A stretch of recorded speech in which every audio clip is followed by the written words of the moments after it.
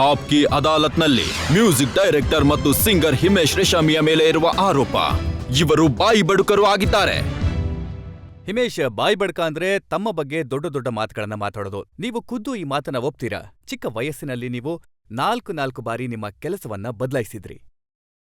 ನೋಡಿ, ನಾನು ಆ ಒಂದು ಕಾಂಟ್ರವರ್ಸಿ ಏನಾಗಿತ್ತು, ಅದಾದ್ಮೇಲೆ ನಾನು 4 ಸರಿ ಪ್ರೊಫೆಷನ್ ಬದಲಾಯಿಸಿದಾಗೆ 4 ಸರಿ ಕ್ಷಮೆ ಕೂಡ ಕೇಳಿದ್ದೀನಿ. Please forgive me. ಆ ಒಂದು ತಪ್ಪು ನನ್ನಿಂದ ಆಗೋಯ್ತು. ಆದರೆ ಆ 4 ಪ್ರೊಫೆಷನ್ ಬಗ್ಗೆ ಹೇಳೋದಾದ್ರೆ ಅದೆಲ್ಲವೂ ಕೂಡ ಫಿಲಮ್ ಇಂಡಸ್ಟ್ರಿಗೆ ಸಂಬಂಧಿಸಿದ್ದು. ಅದ್ಬಿಟ್ಟು ನಾನು ಯಾವಾಗಲೋ ಒಂದ್ಸರಿ ಕಾರ್ಪೆಂಟರ್ ಆಗಿ ಹೋದೆ ಅಥವಾ ಇನ್ನೊಮ್ಮೆ ಕಂಪ್ಯೂಟರ್ ಕ್ಷೇತ್ರಕ್ಕೆ ಹೊರಟೋದೆ, ಆ ಥರ ಇಲ್ವಲ್ಲ.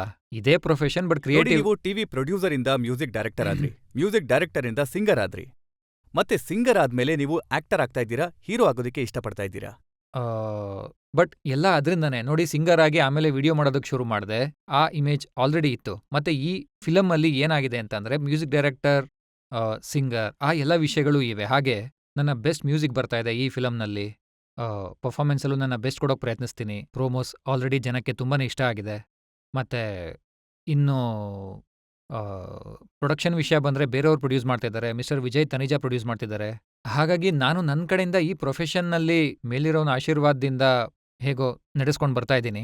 ಇದರಲ್ಲೂ ಕೂಡ ಟ್ರೈ ಮಾಡ್ತಾ ಇದ್ದೀನಿ. ಆದ್ರೆ ಆದ್ರೆ ಈ ಫಿಲ್ಮ್ ಬರ್ತಾ ಇದೆಯಲ್ಲ, ಅದ್ರ ಬಗ್ಗೆ ಜನರು ತಿಳ್ಕೊಳ್ಳೋದಕ್ಕೆ ಇಷ್ಟಪಡ್ತಾರೆ. ಯಾಕಂದ್ರೆ ನೀವು ಜೀವನದಲ್ಲಿ ಯಾವತ್ತೂ ನಕ್ಕಿಲ್ಲ, ನೀವು ನಗೋದನ್ನ ನೋಡೇ ಇಲ್ಲ. ನಾವು ಯಾವಾಗ್ಲೂ ಟ್ರಾಜಿಕ್ ಸೀನಲ್ಲೇ ಕಾಣಿಸ್ಕೊಂಡಿದ್ದೀರಾ. ಈ ಫಿಲ್ಮ್ ಕೂಡ ದೇವದಾಸ್ ತರಾನೇ ಇರುತ್ತಾ? ದಿಲೀಪ್ ಕುಮಾರ್ ಅವ್ರ ತರಾನೇ ಟ್ರಾಜಿಕ್ ಕಿಂಗ್ ಆಗಿ ಕಾಣಿಸ್ಕೊಂಡಿದ್ದೀರಾ? ನೋಡಿ, ನಾನು ಯಾಕೆ ನಗೋದಿಲ್ಲ ಅನ್ನೋದು, ಆ ವಿಡಿಯೋಗಳಲ್ಲಿ ಇನ್ನಷ್ಟು ಪ್ರಶ್ನೆಗಳಿವೆ, ಹುಡುಗಿರು ಯಾಕೆ ಬಿಟ್ಟು ಹೋಗ್ತಾರೆ ಅನ್ನೋದೆಲ್ಲ. ಆದ್ರೆ ಇವತ್ತು ನಿಮ್ಮೆಲ್ಲರ ಮುಂದೆ ಆಗಿಂದ ನಾನು ನಗ್ತಾನೇ ಇದೀನಲ್ವಾ? ಅಲ್ಲ, ನಾನು ಈಗ ನಾನು ಏನ್ ಮಾಡ್ಲಿ? ಈಗ ನನ್ನ ಬಗ್ಗೆ ನಾನೇ ನಗೋಕ್ ಶುರು ಮಾಡಿದೀನಿ, ನೋಡು ಏನಾಗಿದೆ ಅಂತ. ಆದ್ರೆ ಪರವಾಗಿಲ್ಲ. ಏನೇ ಆದ್ರೂ ಆಪ್ಕಾ ಸುರೂರ್ ಫಿಲಮ್ ಏನಿದೆ ಅದು ಬೇಸಿಕಲಿ ಥ್ರಿಲ್ಲರ್ ಆಗಿದೆ, ಫಾಸ್ಟ್ ಪೇಸ್ಡ್ ಫಿಲಮ್ ಆಗಿದೆ. ಒಂದ್ ಆಂಗಲ್ನಲ್ಲಿ ರೊಮ್ಯಾನ್ಸ್ ಏನಿರುತ್ತೆ ಅದು ರಿಯಲ್ ಲವ್ ಸ್ಟೋರಿ ಆಗಿರುತ್ತೆ. ಹಾಗಾಗಿ ಅದರಲ್ಲಿ ಒಂದು ಬಹಳ ಇಂಟೆನ್ಸಿಫೈಡ್ ವಿಷಯ ಇದೆ ನನ್ನ ಜೀವನಕ್ಕೆ ಸಂಬಂಧಿಸಿದ್ದು. ಅದು ಬಹಳ ಯುನೀಕ್ ಪ್ರಿಡಕಮೆಂಟ್ ಆಗಿರುತ್ತೆ ಈ ನನ್ನ ಜೀವನದ ಬಗ್ಗೆ. ಅದೇನು ಅನ್ನೋ ಪ್ರಶ್ನೆಗಳಿವೆ. ಕ್ಯಾಬ್ ಬಗ್ಗೆ ಆಗಿರ್ಬೋದು, ಬೇರೆ ವಿಷಯಗಳ ಬಗ್ಗೆ. ಅಂದ್ರೆ ಈ ಫಿಲ್ಮ್ ನಲ್ಲಿ ಗೊತ್ತಾಗುತ್ತೆ ನೀವು ಕ್ಯಾಪ್ ಹಾಕೋತೀರಾ ಅಥವಾ ಇಲ್ಲ ಅಂತ ಅನ್ನೋದು, ಮತ್ತೆ ಕ್ಯಾಪ್ ತೆಗೆದ್ರೆ ನೀವು ಹೇಗ್ ಕಾಣಿಸ್ತೀರಾ ಅಂತ ಅನ್ನೋದು ಕೂಡ.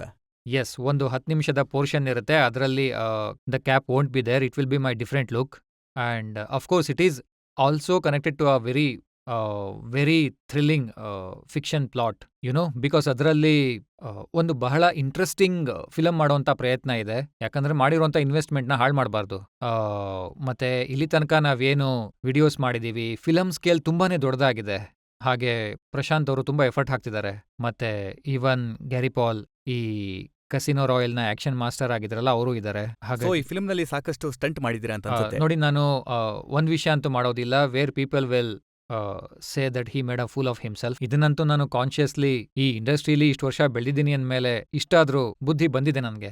ಏನ್ ಮಾಡ್ಬೇಕು ಅಂದ್ರೆ ಯಾವ ತರದ ಸ್ಟೆಪ್ ನನಗೆ ಸೂಟ್ ಆಗುತ್ತೆ ಅನ್ನೋದು. So I am playing Himesh Reshammiya in this film. I am playing HR and I am playing a character which will be very believable. Film will be believable, but yes, it's a very very hardcore commercial film. ನನಗೆ ಈ film ನಲ್ಲೂ ಹುಡುಗಿ ನಿಮ್ಮನ್ನ ಬಿಟ್ಟು ಹೋಗ್ತಾಳ? ನೋಡಿ, ಎಂತ ಪ್ರಶ್ನೆ ಕೇಳಿದೀರಾ ಅಂದ್ರೆ, ಈ ಪ್ರಶ್ನೆಗೆ ನಾನು ಉತ್ತರ ಕೊಟ್ರೆ ಫಿಲ್ಮ್ ನೋಡೋದಕ್ಕೆ ಯಾರು ಹೋಗ್ತಾರೆ ಹೇಳಿ?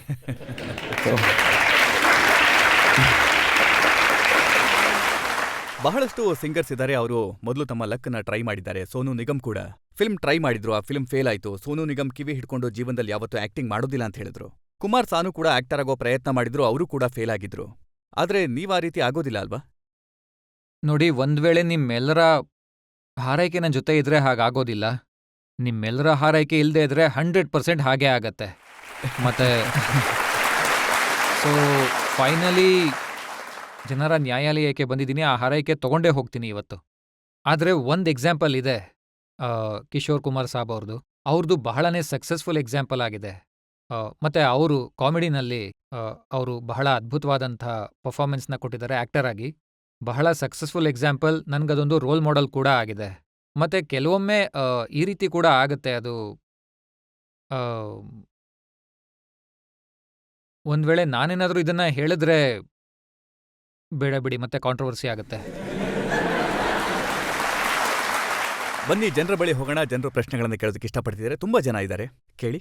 ಹಿಮೇಶ್ ಅವರೇ, ನೀವು ನಿಮ್ ಮ್ಯಾಕ್ಸಿಮಮ್ ಹಾಡ್ಗಳಲ್ಲಿ ಇಮ್ರಾನ್ ಅವ್ರನ್ನೇ ಯಾಕೆ ಆಯ್ಕೆ ಮಾಡ್ಕೋತೀರಾ? ಇಮ್ರಾನ್ ಹಾಶ್ಮಿ ಅವ್ರ ಜೊತೆ ನನ್ನ ಮೊದಲ ಹಾಡೇನಿತ್ತು ಅದು, ಮತ್ತೆ ಅಕ್ಸರ್, ಅದು 2ನೇ ಫಿಲಮ್, ಅದು ಹಿಟ್ ಆಯ್ತು. ಅದು ಒಂದು ಇಮೇಜ್ ಬಿಲ್ಡ್ ಆಗೋಯ್ತು. ಇಮ್ರಾನ್ ಹಶ್ಮಿ ಅವ್ರಿಗೆ ಜಾಸ್ತಿ ಹಾಡ್ ಮಾಡಿದೀನಿ ಅಂತ. ಅಲ್ಲದೆ ಅಕ್ಷಯ್ ಕುಮಾರ್ ಅವ್ರಿಗೂ ಮಾಡಿದೀನಿ. ಆ ಹಾಡುಗಳು ಸೂಪರ್ ಹಿಟ್ ಆಗಿವೆ. ಬಾಬಿ ಡಿಯೋಲ್ ಜಿ ಅವ್ರಿಗೂ ಮಾಡಿದೀನಿ. ಮತ್ತೆ ಆಮೇಲೆ ಶಾಹಿದ್ ಕಪೂರ್ ಅವ್ರಿಗೂ ಮಾಡಿದೀನಿ. ಸೊ ಎಲ್ರಿಗೂ ಮಾಡ್ತಾನೇ ಇದ್ದೀನಿ. So it's not that only Emraan Hashmi ji ಅವ್ರಿಗೆ ಮಾಡಿದೀನಿ ಅಂತ. ಬಟ್ ಎಸ್, ಅವರು ಹಾಡುಗಳನ್ನ ತುಂಬಾ ಚೆನ್ನಾಗಿ ಕ್ಯಾರಿ ಮಾಡಿದ್ರು. ಮತ್ತೆ ಅಕ್ಷಯ್ ಕುಮಾರ್ ಅವರು ಕೂಡ ಅದ್ಭುತವಾಗಿ ಕಿತನೆ ಅರ್ಮಾನ್ ಮತ್ತೆ ಹಮ್ಕೋ ದಿವಾನನ ಕ್ಯಾರಿ ಮಾಡಿದ್ರು. ಮತ್ತೆ ಈ ಆಕ್ಟರ್ಗಳ, ಪ್ರೊಡ್ಯೂಸರ್, ಡೈರೆಕ್ಟರ್, ಫಿಲ್ಮ್ ಇಂಡಸ್ಟ್ರಿಯ, ಮೀಡಿಯಾದವರ ಬಹಳ ದೊಡ್ಡ ಪ್ರಭಾವ ಇದೆ. ಇದೇ ಕಾರಣಕ್ಕೆ ಈ ಮಾತು ಹೇಳೋಕೆ ಇಷ್ಟಪಡ್ತೀನಿ. ಮತ್ತೆ ಮಾಡೆಸ್ಟಿಯಿಂದ ಹೇಳ್ತಾ ಇಲ್ಲ.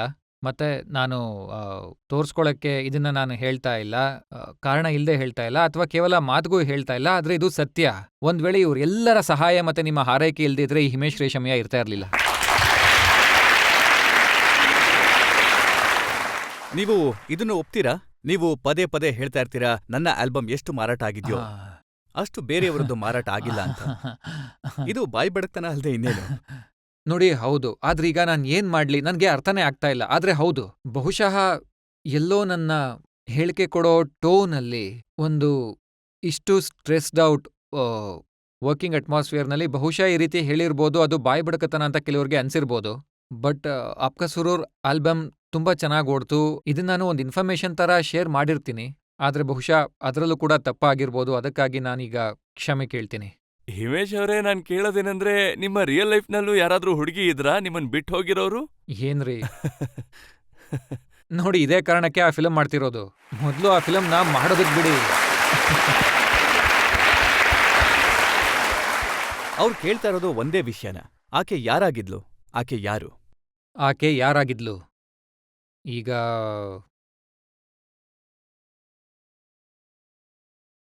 ಏನ್ ಹೇಳಿ ನಾನು ಇಷ್ಟನ್ ಮಾತ್ರ ಹೇಳ್ಬಲ್ಲೆ. ಈ ಪ್ರಶ್ನೆನ ಬಿಟ್ಬಿಡಿ, ದಯವಿಟ್ಟು ನನ್ನ ಕ್ಷಮಿಸಿ. ಕೆಲವೊಮ್ಮೆ ನಿಮ್ಗೆ ಹೀಗನ್ಸೋದಿಲ್ವಾ, ನಿಮ್ಗೆ ಸ್ವಲ್ಪ ಜಾಸ್ತಿನೇ ಗಾಯ ಆಗಿದೆ ಅಂತ? ನೋಡಿ, ಗಾಯದ ವಿಚಾರ ಇಲ್ಲ, ರಿಯಲಿ ಆ ರೀತಿ ಗಾಯ ಎಲ್ಲ ಏನಿಲ್ಲ. ಎಲ್ಲರೂ ಕೂಡ ಸಹಾಯನೇ ಮಾಡಿದ್ದಾರೆ ನಂಗೆ. ಮತ್ತೆ ಕೆಲವು ಎಕ್ಸಾಂಪಲ್ಗಳು, ಕೆಲವು ಪಾಠ ಕಲಿಸಿವೆ. ಮತ್ತೆ ಯಾವಾಗ್ಲೂ ನನ್ನ ಮಮ್ಮಿ ನಂಗೆ ಯಾವಾಗ್ಲೂ ಹೇಳ್ತಾ ಇರ್ತಾರೆ, ನಿನ್ನ ಕರ್ಮನ ಎಷ್ಟು ಬೆಟರ್ ಆಗಿ ಇಟ್ಕೋತೀಯಾ ಅಷ್ಟು ಚೆನ್ನಾಗಿರ್ತೀಯ ನೀನು ಅಂತ. ಹಾಗಾಗಿ ಆ ಕರ್ಮ, I am working towards being a good human being. ನಾವು 1% ಕೂಡ ಏನಾದ್ರೂ ಒಬ್ಬ ಒಳ್ಳೆ ಮನುಷ್ಯನ ಲೆವೆಲ್ನಲ್ಲಿ ಕೆಲಸ ಏನಾದ್ರೂ ಮಾಡಿದ್ರೆ ನಾನು ಟ್ರೈ ಮಾಡ್ತಾ ಇದ್ದೀನಿ. ಅಂಡ್ ಐ ಪ್ರಾಮಿಸ್ ಯು, ನಾನು ಪ್ರಯತ್ನ ಮಾಡ್ತೀನಿ ಒಬ್ಬ ಒಳ್ಳೆ ಮನುಷ್ಯ ಆಗೋಕೆ. ನೀವು ಈ ಮಾತನ್ನ ಹಾಡಿನ ಮೂಲಕ ಜನಗಳಿಗೆ ಹೇಳ್ಬೋದಾ?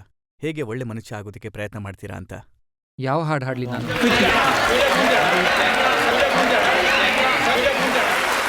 ಸರ್, ನಾನು ನಿಂತ್ಕೊಂಡು ಹಾಡ್ಬೋದು? ಖಂಡಿತ ಖಂಡಿತ.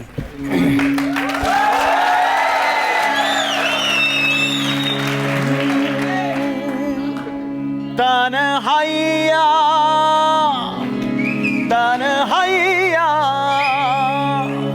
ತನಹಯ್ಯ ತನಹಯ್ಯ ತನಹಯ್ಯ सारा आलम सारे मौसम सारी खुशियाँ सारी दुनिया तेरे बगैर तन्हाइया तन्हाइया तन्हाइया तन्हाइया तुझे भूल जाना जाना तुझे भूल जाना जाना मुमकिन नहीं तू याद ना आए ऐसा कोई दिन नहीं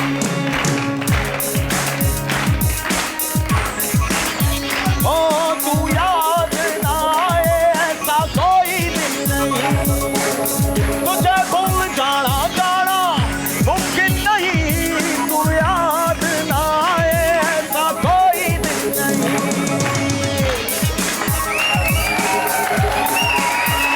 ओ अब ಇನ್ನೊಂದು ಹಾಡು ಹಾಡ್ತೀನಿ. ಆದ್ರೆ ಇಲ್ಲಿ ಆ ಭೂತ ಬರ್ದೇ ಇದ್ರೆ ಸಾಕು. झलक दिखला जा एक बार एक बार एक बार एक बार एक बार आजा जा जा जा जा एक बार आजा जा जा जा जा झलक दिखला जा झलक दिखला जा एक बार आजा जा जा जा जा